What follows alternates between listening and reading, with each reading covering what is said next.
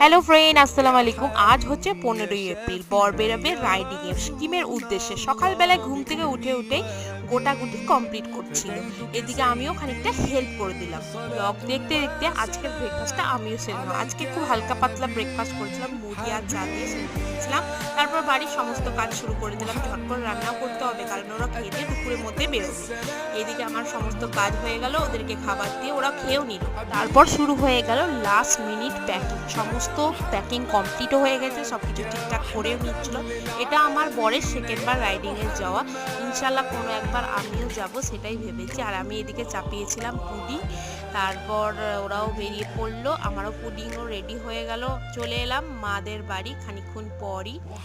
সে আমাকে বাড়ি ঢুকতে দেবে না, রাস্তার সামনে বসেছিল। অনেকক্ষণ পর আমাকে রাস্তাটা ছাড়লো। বাড়ি এসে দেখছে আব্বু গোটাপাটা শুরু করেছে, মানে আব্বু এবার টুইটুতে জয়েন করবে। এভাবে আজকে দিনটা কাটলো। ভালো লাগলে সাবস্ক্রাইব